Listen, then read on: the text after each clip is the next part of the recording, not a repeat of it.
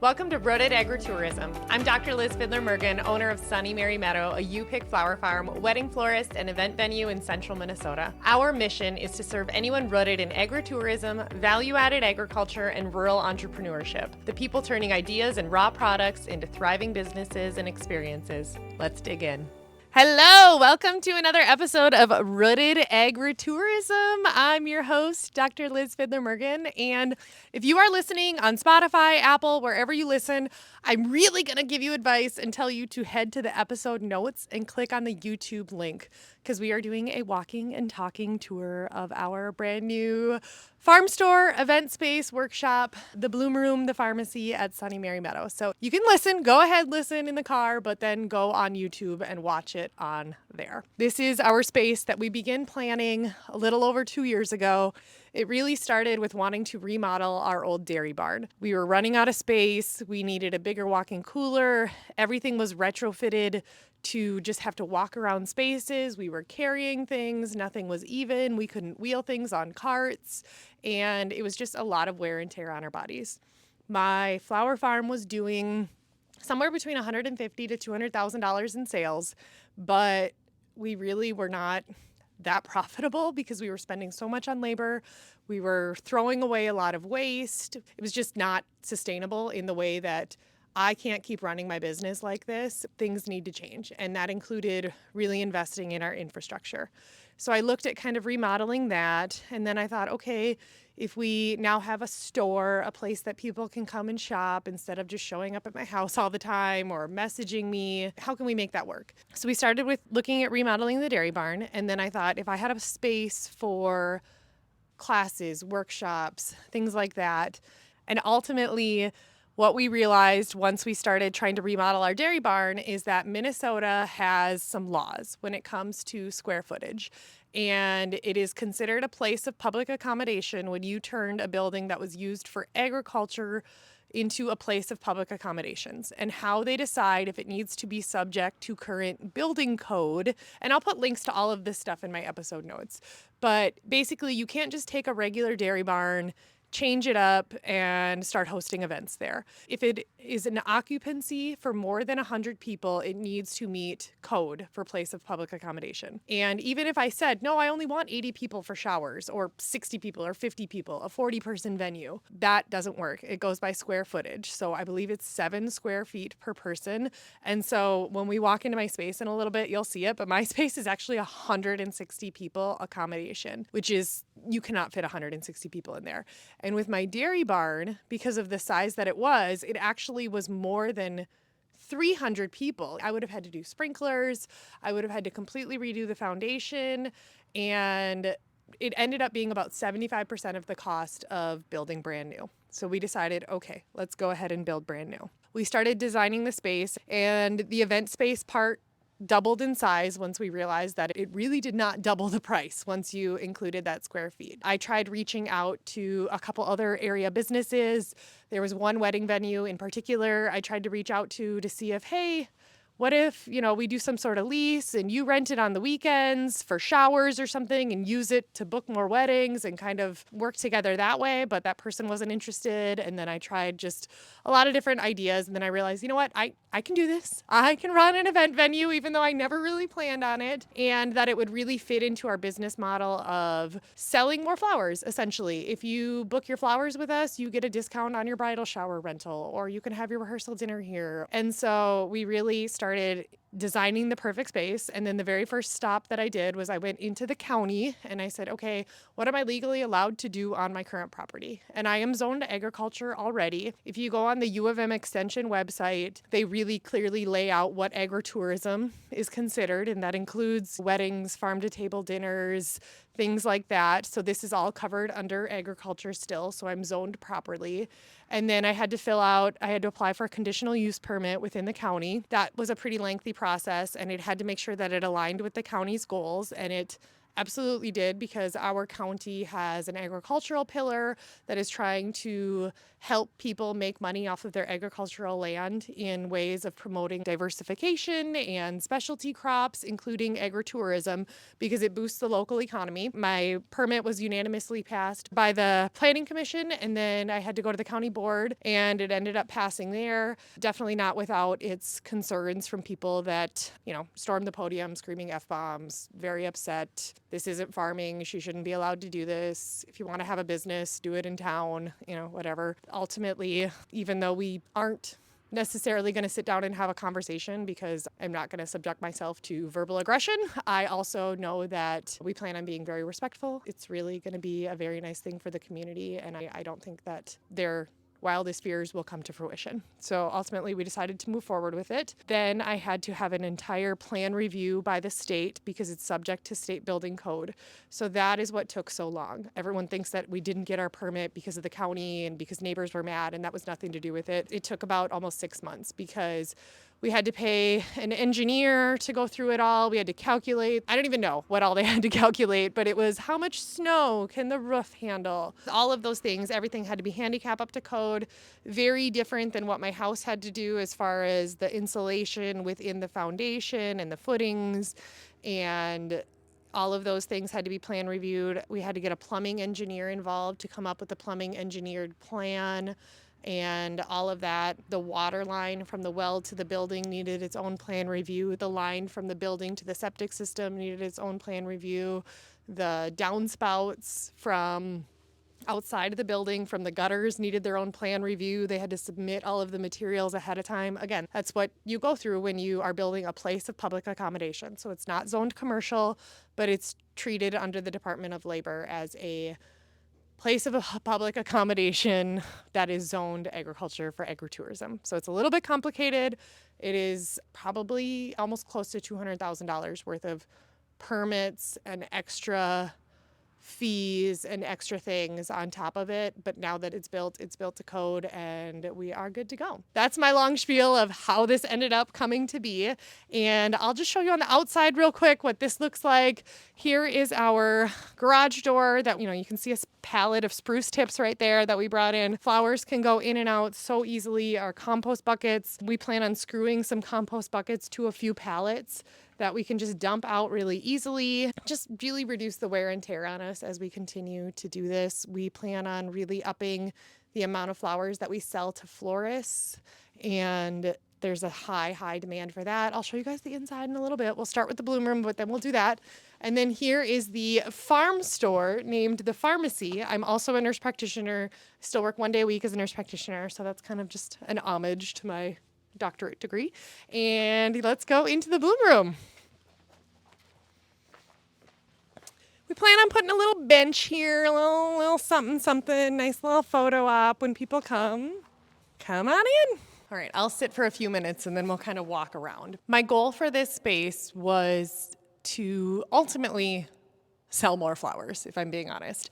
This is not the thing. We did not set out to be a venue, but this is the thing that sells the thing. When we have a space that is flexible for people to use, we can sell more flowers. We have been open for 8 days, and I have had 300 people come in and make wreaths. I'm not kidding. We had private events lined up, a lot of team building, a lot of corporate groups, ticketed events, private groups, and they have come in literally every day. We've had groups of 30, and we've sold wreaths out of the farm store. But when you have a place to do it, it just makes it so much easier. They can come here, they can do a floral design activity, make a wreath, make a centerpiece, do a farm tour. There's so many different options. And then ultimately, it really is to help us sell more wedding flowers, because if you get your wedding flowers from us, you can also get a discount for your shower here. It's just way easier. They're starting to book their rehearsal dinners with us, and it's really just starting to work out really well, and I'm so excited for it. But yeah, I'll give you guys a little tour. So this is just a little sitting area, chandelier. I let my daughters pick that out. And we really wanted just a neutral space, a space that can be decorated. We have found quickly we need to put some tablecloths down, but I wanted nice tables and chairs. In some ways, it would be nice if all the tables and chairs folded up, but I don't want to set them up, take them down, put them away. This really is the space. We're not doing weddings here. We've been asked over and over again. I'm not going to say never, but I think the only way I would agree to do a wedding is if they met a pretty hefty floral minimum, and it would be a maximum of 40 guests at the most. And maybe, I'm not saying never, but it's a whole other thing if we were to do that. And I'm just not quite ready for that. We're renting it out either hourly or you can do a whole day rental. So our showers are either from 8:30 a.m. to 12:30 rental for a 9:30 to 11:30 shower, or a 1:30 to 5:30 rental for a 2:30 to 4:30 shower. If you're wanting a longer shower, then you can do the afternoon one, and then you can extend it by a couple hours if you want to. And then we could probably have it start at like 2 if we needed to, but that way we can have multiple events in the same day. It helps keep the price where everyone is happy and content with it. We intentionally left this corner pretty blank. I'm not in love with how it looks right now, but we'll get there. I want like kind of a higher back love seat, but this can be a sweetheart table for a shower, you know, the bride, her mom. We can get a couple other chairs up here. We can get rid of the table. It folds up really easily. We have a podium. We have a whiteboard on wheels for a presentation. We have a projector. All of those things can just be set up here if it's corporate. We are also marketing it as a all-inclusive corporate retreat place where we will plan everything. We'll line up the caterer. We'll design a fun activity for the group. We have other vendors that we partner with. We can have music bingo. We can have chair yoga. We can do farm tours. I'm also a speaker. I can give a keynote. So we have a lot of options for that, and a lot of corporate groups are starting to inquire about getting their employees on a bus, coming on up for a day, because a lot of people are looking for things to do during the day, during the week. Employees don't want to have to get a babysitter. They don't want to do things in the evenings. They don't want to do things during the weekends. So it's those corporate daytime retreats that I think we're starting to get a lot of inquiries about. We've got the speaker set up because we were testing out the noise earlier. But one of my favorite parts, if you're from the Midwest, you'll know this. These are all outlets on separate breakers because that's the crock pot wall. So you can literally, you know, we have tables that can set up there. We can have another one behind the bar. There's 4 more outlets there, but it's very crock pot and potluck friendly. There's nothing in here yet, but this storage will be where we have, I think, 4 or 6 pub tables that we can set up throughout for people to stand around. We'll keep our podium in here. If we need to move some of the furniture, it's pretty heavy, so we don't want to, but like if someone's serving with a bar, we would move that table along that wall, put the benches inside there, just simply put them along the wall to kind of open up that space a little bit. Again, this space is, according to the state, it's a capacity of 160 people. I think, you know, comfortably, if someone said they had 90 people, we could make it work, maybe 100. We can definitely accommodate that, but really seated.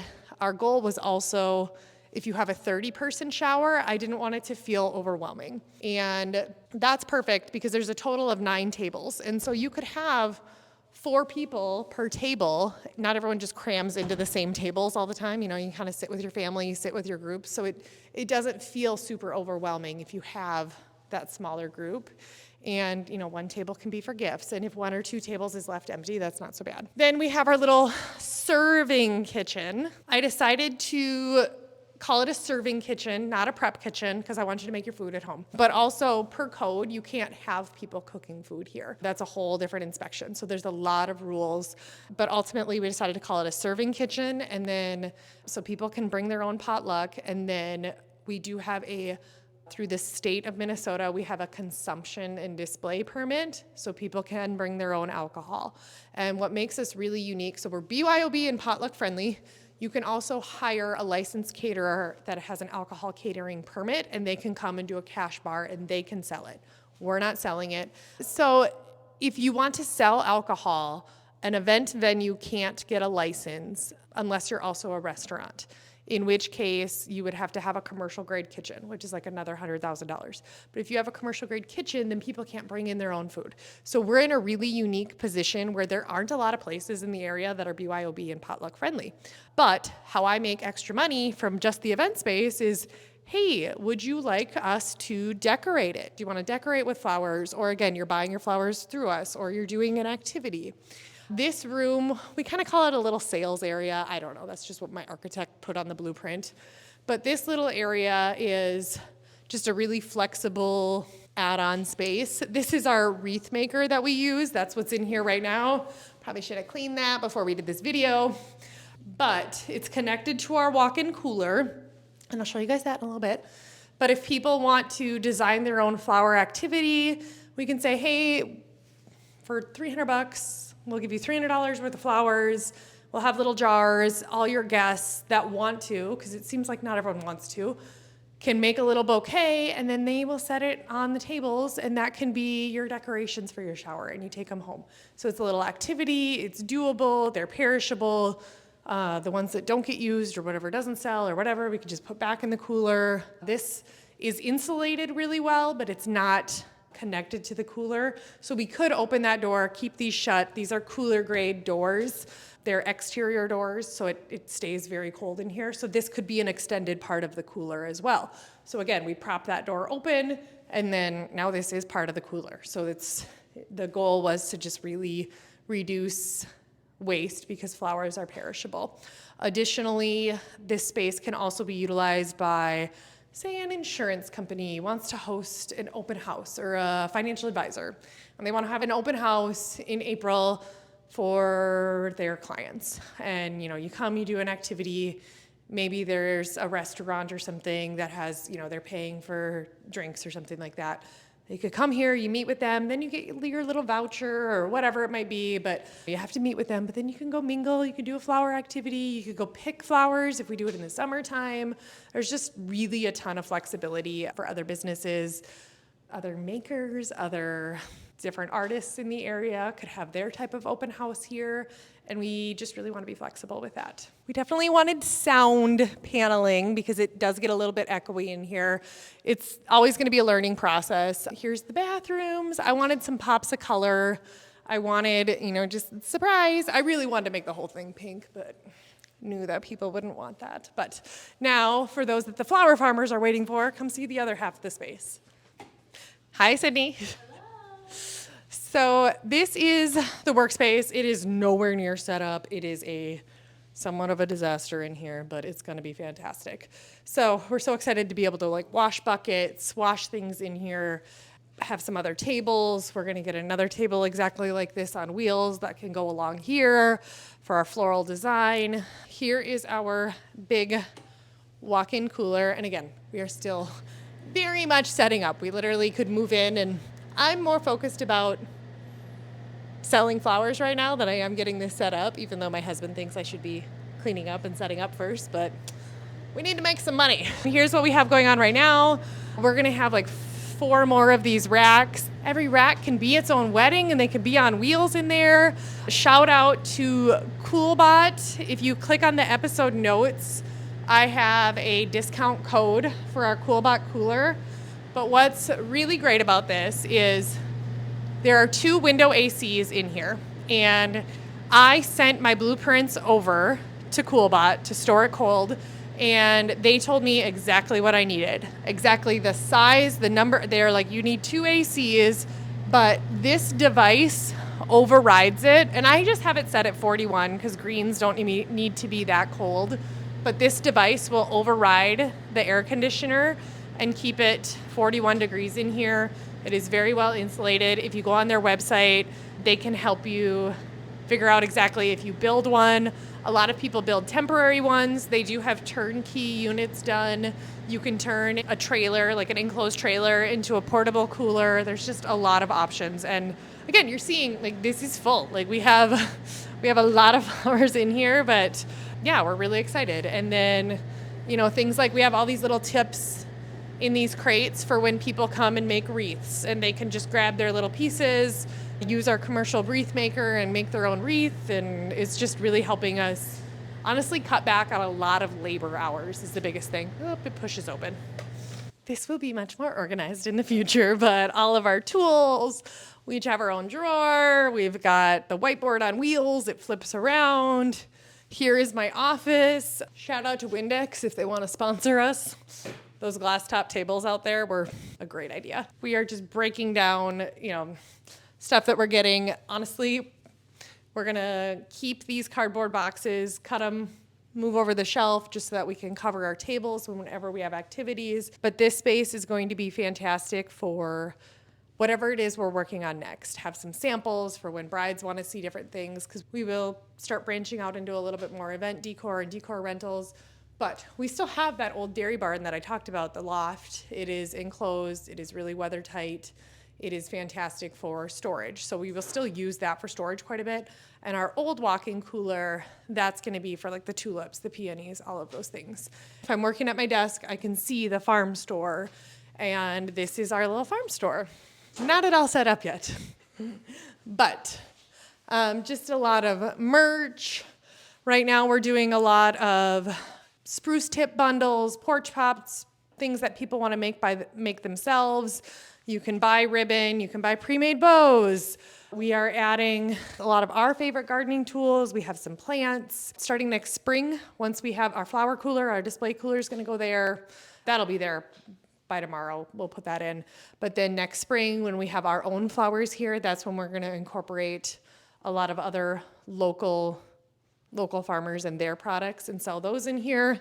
Again, I need to hang up my doctorate degree because, it should be on display somewhere by naming it the Farmacy. So that is it. That is Sunny Mary Meadow's big building, big dream. The other thing that I haven't really shared is how we're going to utilize this space within the podcast. We are hosting Flower Farmer Forum Conference here in January 2026, January 31st. Tickets are live on the website and on the sunnymarymeadowcoaching.com. We do plan on hosting a lot of Bridal Bouquet 101, teaching flower farmers how to incorporate wedding florals. We do VIP days where flower farmers can come and just have one-on-one time with us and just pick our brains, and I will help teach and mentor them, and I'm theirs for 5 hours. And if you're considering trying to navigate through any of these zoning or permitting or trying to figure out your business plan or QuickBooks or sales tax or ordering or inventory or anything with growing, happy to help. And I just think that this space we have a lot of other plans for using it as more of an educational classroom, if that makes sense, in the world of agriculture and agritourism, and there's a lot to come with that. So thank you so much for being here. Thank you so much for listening. Thank you for allowing us to take this planned break from the podcast. We had the month off while we just got settled in and got our certificate of occupancy, but now we are good to go and we are back at it, and we will see you every Monday on Rooted Agritourism. Thank you so much for listening to this episode of Rooted Agritourism. If you enjoyed it, please leave a 5-star review and share it with someone who would find it helpful or inspiring. Your support helps us reach more rural entrepreneurs, dreamers, and doers just like you. You can explore all of our resources at sunnymarymeadowcoaching.com, where you'll find each episode in blog form along with free resources to help grow your business. You'll also find info on upcoming on-farm and virtual workshops, classes, and courses. Be sure to check out our monthly membership, Foundations of Peddling Perishable Products, where you'll get access to a full library of our original course content, plus ongoing support through monthly virtual meetups with others in the industry. Just click the link in the show notes or our bio to learn more. We'd love to have you join us. Until next time, keep growing with purpose and stay rooted.